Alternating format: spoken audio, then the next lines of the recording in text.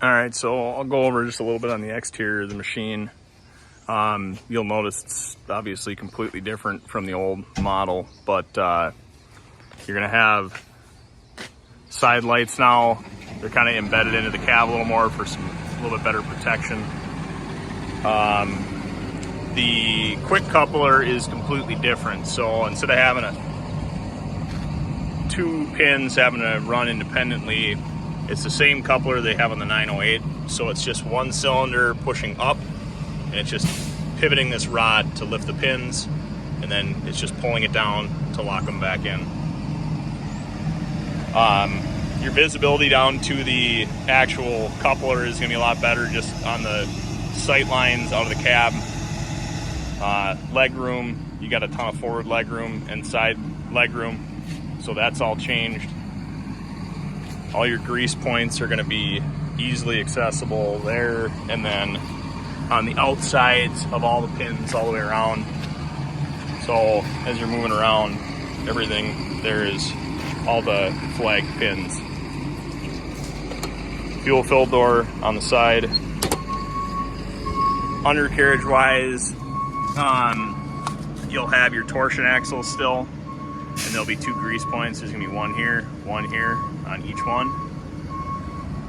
The idler, what changed is instead of being basically a tube like this that was sliding in and out, now it's like on a dozer, it's sitting in a channel to hold it tighter, so there is no idler up and down play like there used to be, so that makes that front end feel a lot more stable. Obviously the loader arm changed, different linkage. Come around to the back, on the side also. So this is where it's pulling in your clean air for your cab air filter, and then your cab air filter changes right here. Simple as just pull it out. Coming around the back, different back here, so it's pulling all the air in from the back, shooting it up through the top. And so that's your clean air intake for your engine. You open the door, so it does have backup camera. Open the door. Back in the engine bay, you're gonna have your AC condenser, radiator. Been pretty standard setup how they've had it. The engine did get lowered a little bit to lower the center of gravity and give it a little better, feel a little more stable when you're grading. So looking at the engine area, you're gonna have your fuel filter. Engine oil filter, it sits vertical, so you just shut the machine off, wait about a minute, it'll drain everything out of the filter so you can pull it out and it doesn't make as big of a mess on everything. Battery, block heater, and battery disconnect, and then your cab air filter, or engine air filter. So it's a pretty clean setup. Made it a lot easier to access everything. Also, this top radiator, you can unhook this and you can pull this whole piece off if you had to clean anything out on the radiator. It's really simple to take on and off. Moving around to this side, you're gonna have same grease points all the way around the machine. Under this door here, this is your hydraulic oil fill, and then your sight gauge for your hydraulic oil. Up here, you're gonna have auxiliary couplers. They did change up. You got a pull knob now. That's to relieve your pressure off your hoses. And then your work tool. So this is a high flow and high pressure unit. So if you want to run it in high flow, you just need to get a plug that plugs into this. It dummies two of the wire, or jumpers two of the wires to tell it it's a high flow attachment to have the machine go to high flow. The way it sits right now, it'll just run at standard flow.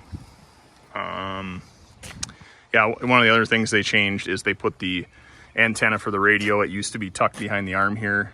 Really tough to get good reception. They moved it up to behind the cab above, so radio reception's so far what I've seen is very, very good.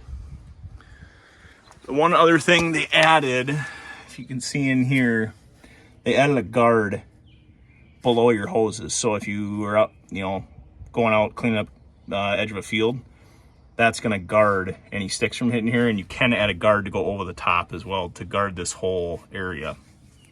Only downside I see is that this does fill up with material, but I don't see it being that big of an issue because it's not really moving at all.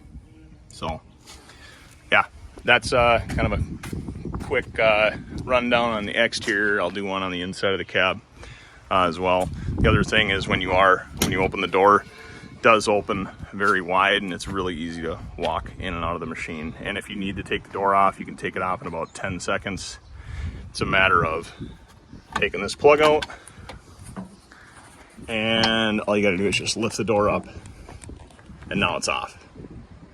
And there's just a setting in the screen to tell it that the door is removed. So very simple on and off.